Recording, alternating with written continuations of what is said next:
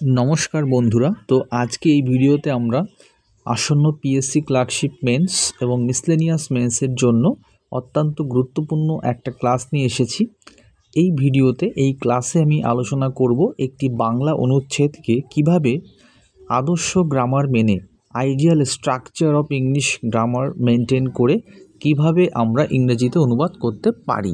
ওকে, তো ক্লাসটি শুরু করার আগে তোমাদেরকে একটা রিকোয়েস্ট করব, তোমরা যদি আমার চ্যানেল নতুন হও তাহলে অবশ্যই চ্যানেলটা সাবস্ক্রাইব করে রাখো ভবিষ্যতে এ ধরনের উপযোগী এবং গুরুত্বপূর্ণ ভিডিওগুলি পাওয়ার জন্য। তো এবার চলো আমরা প্যাসেজটি দেখে নিই। ওকে, দেখো, রেলগাড়িটি এক স্টেশনে আসিয়া উপস্থিত হইল। এক ভদ্রলোক রেলগাড়ি হইতে নামিয়া কুলি কুলি বলিয়া ডাকিতে লাগিলেন। তাহার সঙ্গে একটি ছোট ব্যাগ ছিল। এই ব্যাগটির ভারও অধিক ছিল না। সেই ছোট স্টেশনে কোনো কুলি না পাওয়ায় ভদ্রলোকটি অত্যন্ত বিপন্ন হইলেন। এমন সময় একজন অপরিচিত লোক ভদ্রলোকটির সামনে উপস্থিত হইল। সে বলিল, মহাশয়, আপনি এ ব্যাগটি লইবার জন্য একটি কুলি ডাকিতেছেন। আসুন, আমি এটি লইয়া যাইতেছি।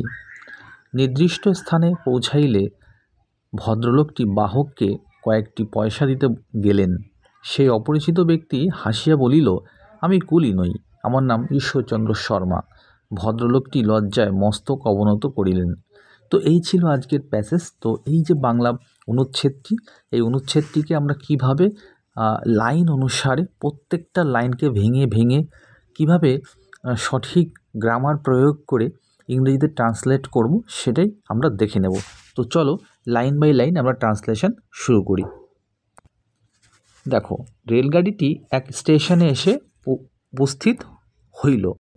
এই যে বাক্যটা আছে, এই বাক্যটাকে পাস্ট পারফেক্ট টেন্সে করেছি। পাস্ট পারফেক্ট টেন্স কখন হয়? অতীতে কোনো কাজ নির্দিষ্ট সময়ের পূর্বে সম্পন্ন বা সম্পাদিত হয়ে গেছিল, এরূপ বোঝালে পাস্ট পারফেক্ট টেন্স হয়। যার স্ট্রাকচার কি?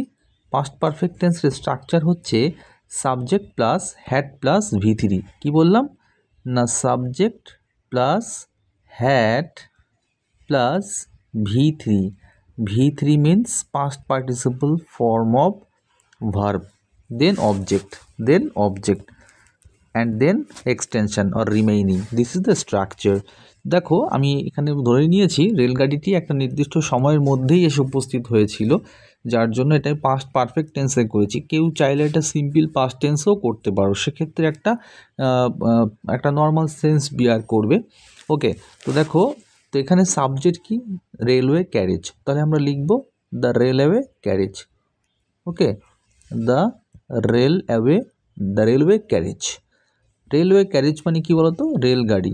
অ্যাকচুয়ালি ক্যারেজ মানে হচ্ছে ওই একটা পার্ট, একটা ভেহিকেলের একটা পার্ট, হ্যাঁ, যে পার্টটা কী করে প্যাসেঞ্জারদেরকে ক্যারি করে।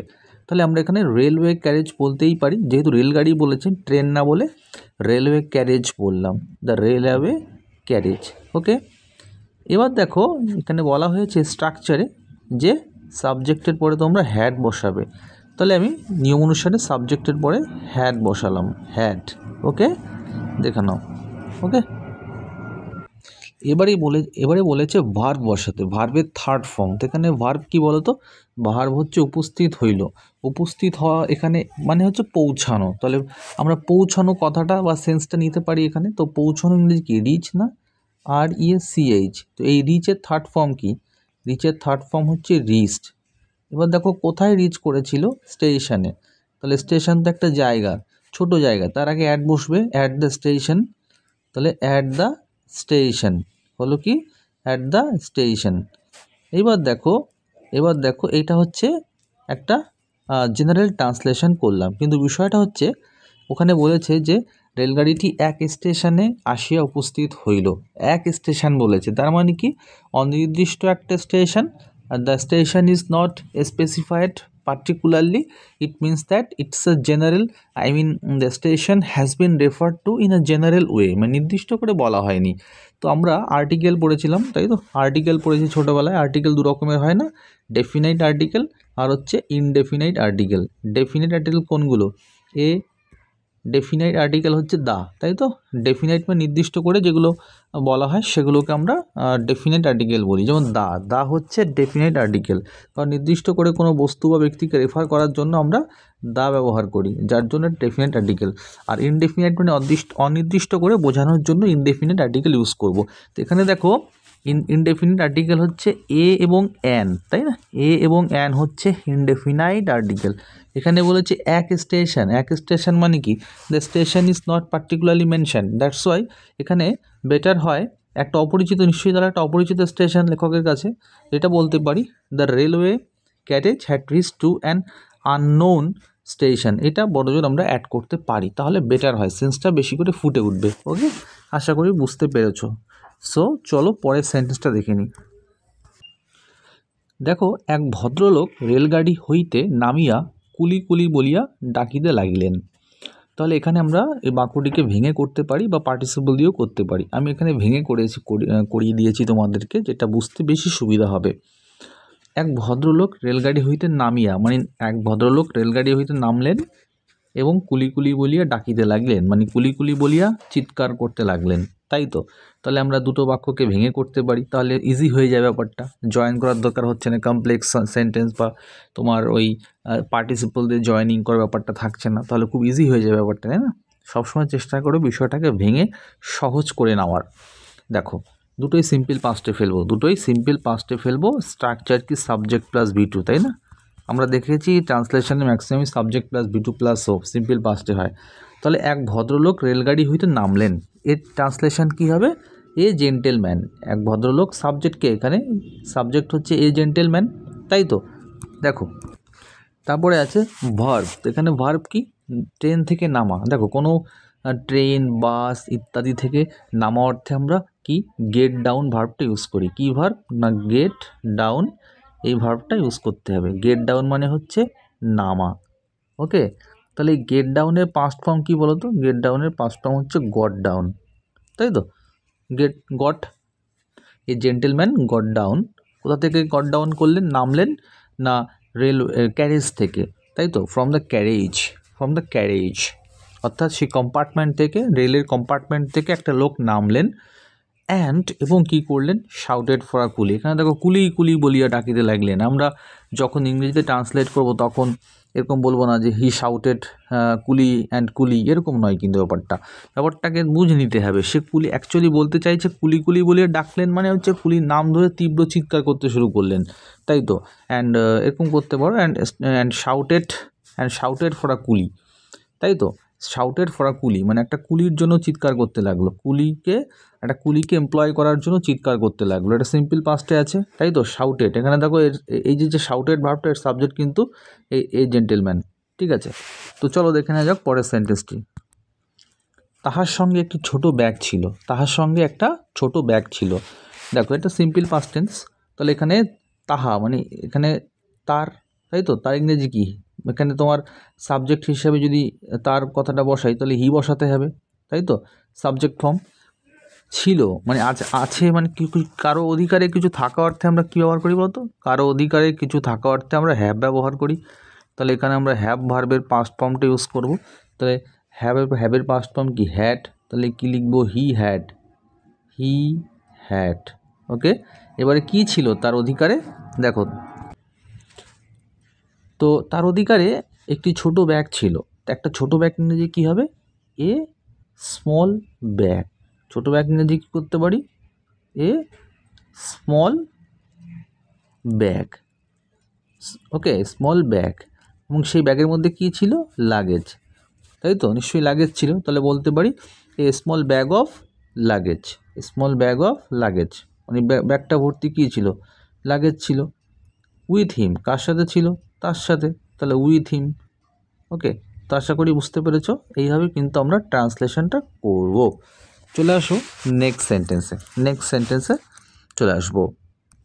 বলছে এই ব্যাগটির ভারও অধিক ছিল না, মানে এই ব্যাগটার ভার বেশি ছিল না। ভার মানে হচ্ছে ওয়েট। দেখো, এই সেন্টেন্সটা দুইভাবে আমি করেছি। প্রথম যে পদ্ধতি আমি দেখাচ্ছি সেই পদ্ধতিটা দেখো, the bag carried by him, অর্থাৎ ওই ব্যক্তিটির দ্বারা যে ব্যাগটা ক্যারি করা হচ্ছিল, the bag carried by him, অর্থাৎ ওই ব্যক্তিটির দ্বারা যে ব্যাগটা ক্যারিড করা হচ্ছিল পুরোটা সাবজেক্ট হিসেবে কাজ করছে, ঠিক আছে। ডিড নট হচ্ছে সিম্পল পাস্টে নেগেটিভ ইউজ করছি, ডিড নট। ওয়াই মানে কি বলতো, ওজন করা, ওয়াই মানে কি ওজন করা।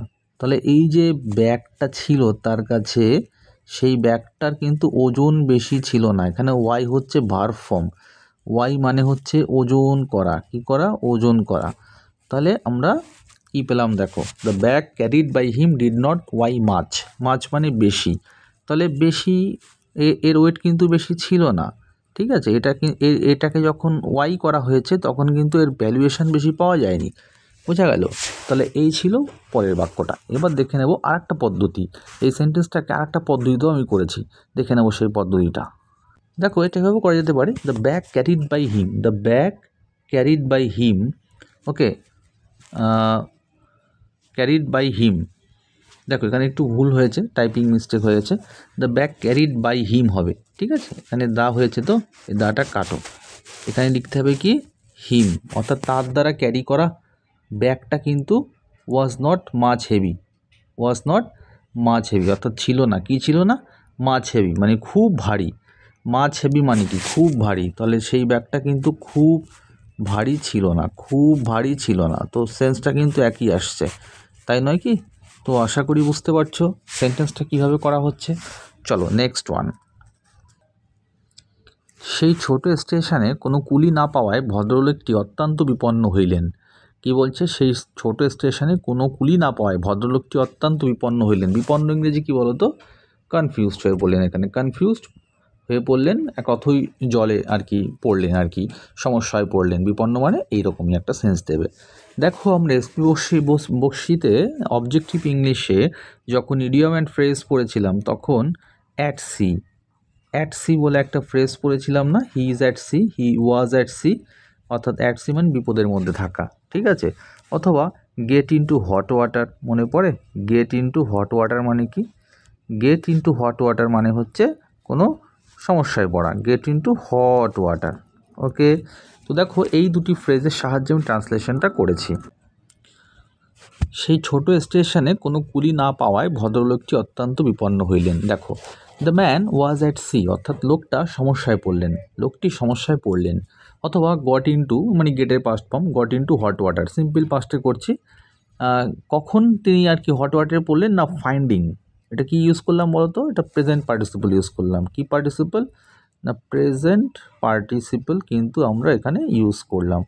অর্থাৎ লোকটা সেই স্টেশনে কোনো লোকজন বা কুলি না পেয়ে কিন্তু অত্যন্ত সমস্যায় পড়লেন। Finding no coolie at that small station, সেই স্মল স্টেশনে কোনো কুলি না পেয়ে সে কিন্তু অত্যন্ত বিব্রত এবং অত্যন্ত সমস্যার মধ্যে পড়লেন। এবার দেখো এই প্রেজেন্ট পার্টিসিপল স্ট্রাকচার হচ্ছে verb plus ING, verb plus ING, okay. কোনো কাজ একটা কাজ হওয়ার পর আর একটা কাজ শুরু হলে আমরা কিন্তু প্রেজেন্ট পার্টিসিপল দিয়ে ট্রান্সলেশন করতে পারি। যেমন হ্যাভিং টেকেন আওয়ার ব্রেকফাস্ট, এটা পারফেক্ট পার্টিসিপল দিয়ে বলছি, having plus B3, having taken our breakfast we went to play. এটাকে সিম্পল দিয়েও করতে পারো, যেমন ধরো সিম্পল বলছি মানে প্রেজেন্ট পার্টিসিপল দিয়েও করতে পারো। যেমন ভাত খেয়ে আমরা বা প্রাতরাশ সেরে আমরা খেলতে গেলাম, তাহলে taking our breakfast we went to play, take plus ING, taking our breakfast we went to play. ঠিক তেমনি করে এখানে ফাইন্ডিং কথাটা প্রথমও দিতে পারতে, এটা কিন্তু প্রথমও থাকতে পারতো যে ফাইন্ডিং নো কুলি, সরি এক্সট্রিমলি সরি, এখানে তো কুলিং হয়ে গেছে, এটা কুলি হবে, ঠিক আছে। এটা কি হবে, কুলি, এটা হবে কুলি, ওকে। কি হবে, coolie. Finding no coolie at that small station, comma the man was at sea, অথবা the man got into hot water. বুঝতে পেরেছ? চলো নেক্সট ওয়ান। এমন সময় একজন অপরিচিত লোক ভদ্রলোকটির সামনে উপস্থিত হইল। এমন সময় ইংরেজি কি, at that juncture of time, at that juncture of time, অথবা at that juncture of moment, ঠিক আছে, এটাই বেটার আছে। অ্যাট দ্যাট জাংচার মানে ওই মুহূর্তটাকে বলছে, at that juncture of time, সেই মুহূর্তে এক অপরিচিত লোক মানে কি, স্ট্রেঞ্জার না, স্ট্রেঞ্জার মানে তোমার আমরা বুঝতেই পারছো এটা সিম্পল পাস্টে করছি, সিম্পল পাস্ট টেন্সের স্ট্রাকচার তোমরা জানো, তাহলে এখানে সাবজেক্ট হচ্ছে স্ট্রেঞ্জার, এক ভদ্রলোক তার সামনে উপস্থিত হইলেন, মানে কারোর সামনে এসে উপস্থিত হওয়া, এটাকে অ্যাপ্রোচ হিসেবে দেখতে পারি, অ্যাপ্রোচ ভার্বটা আনতে পারি, অ্যাপ্রোচ। তাহলে কি হলো, at that juncture of time a stranger approached towards হিম, মানে তার সামনে এসে উপস্থিত হলেন। ওকে, চলো নেক্সট ওয়ান। দেখো পরের সেন্টেন্সটা কি আছে, সে বলিল, মহাশয় আপনি এই ব্যাগটি লইবার জন্য একটি কুলি ডাকিতেছেন, আসুন আমি এটি লইয়া যাইতেছি। তো দেখো এটাকে আমি এভাবে ট্রান্সলেট করেছি, হি সেইড, তিনি বললেন। এবার ডাইরেক্ট স্পিচে করেছি তো, তাই ডাবল কোটেশন দিয়ে শুরু করেছি, হি সেইড ডাবল কোটেশন শুরু। মহাশয়, মহাশয় ইংরেজি কী বলতো, মহাশয় ইংরেজি হচ্ছে এখানে স্যার, কী হবে, স্যার। ওকে, তো দেখো স্যার, মহাশয়, sir you are looking for a coolie. Look for মানে কি, খোঁজা, তাই তো, লুক ফর মানে হচ্ছে খোঁজা। তো প্রেজেন্ট কন্টিনিউয়াস টেন্সে করেছি যেহেতু ডাবল কোটেশনের মধ্যে আছে। তো দেখো ইউ আর লুকিং ফর, আপনি লুক ফর করছেন মানে খুঁজছেন, you are looking for a coolie, আপনি একটা কুলির জন্য খোঁজ করছেন। আই সাপোজ মানে আমার মনে হয়, আই সাপোজ শিখে নাও এই এক্সপ্রেশনটা, ঠিক আছে। আই সাপোজ মানে মনে হয় বা আমার মনে হয়, ঠিক আছে, মনে হয়, হ্যাঁ, আই সাপোজ। যেমন ধরো কাউকে তুমি দেখছো সে বই পড়ছে, পিছন দিক দিয়ে তুমি ঘরে ঢুকে দেখছো সে বই পড়ছে চেয়ারে বসে, কি বই পড়ছে তুমি জানো না, তবে অনুমান করছো সে গল্পের বই পড়ছে, তাহলে তুমি বলবে you are reading a story book I suppose, you are reading a story book I suppose, মানে আমার মনে হয় তুমি স্টোরি বুক পড়ছো, তাই না? তাহলে এখানে ওই লোকটিরও তাই মনে হয়েছিল যে আপনি বোধহয় কোনো কুলি খুঁজছেন, তো সেই সেন্সটাকে আমি নিয়েছি যে you are looking for a coolie I suppose. Okay,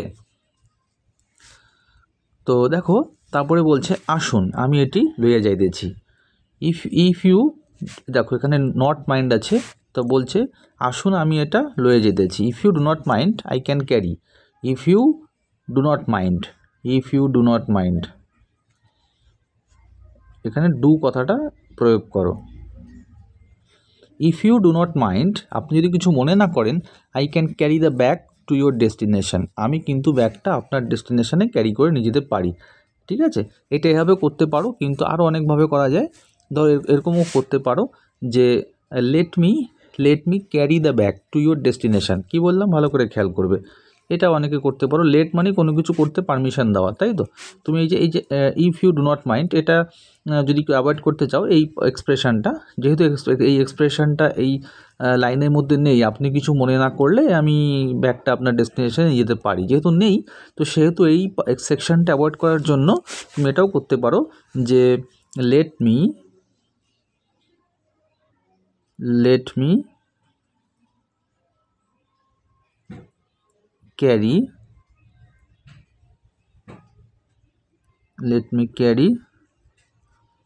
the bag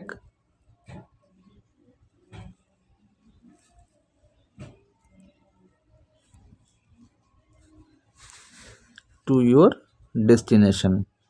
ওকে, আমাকে ব্যাগটি ক্যারি করতে দিন আপনার ডেস্টিনেশনে, টু ইউর ডেস্টিনেশন, বোঝা গেল? এভাবে কিন্তু আমরা করতে পারি সেন্টেন্সটা। এবার চলে আসো পরের সেন্টেন্সে। নির্দিষ্ট স্থানে পৌঁছাইলে ভদ্রলোকটি বাহককে কয়েকটি পয়সা দিতে গেলেন।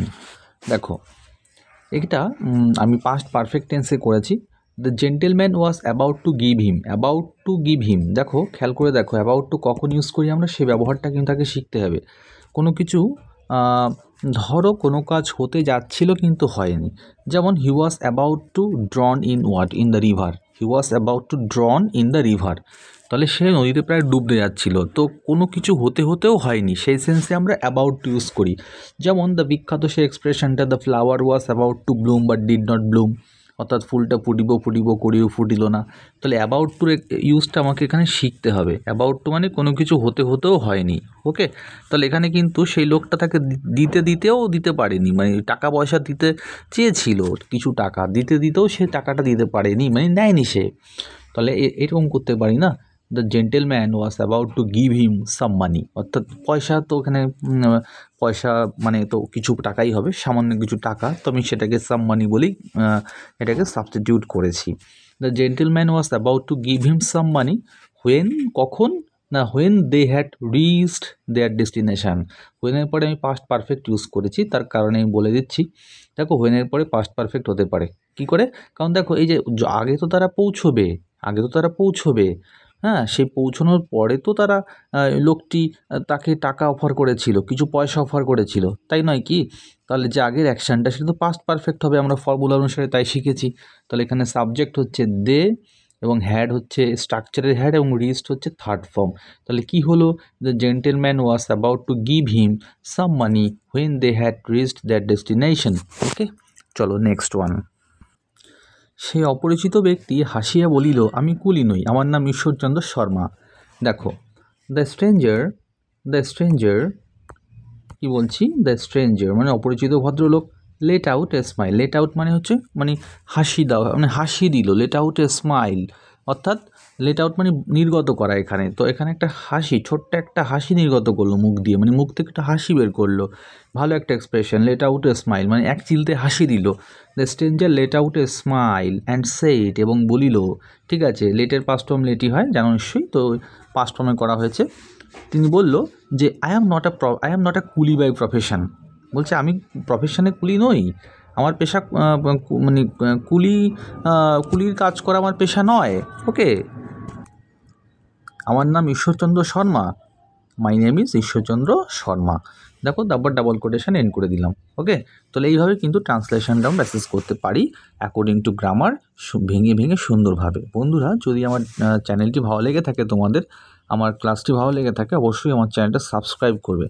Thank you for watching this video and stay tuned for upcoming relevant videos for WBPSC clerkship mains and miscellaneous men's.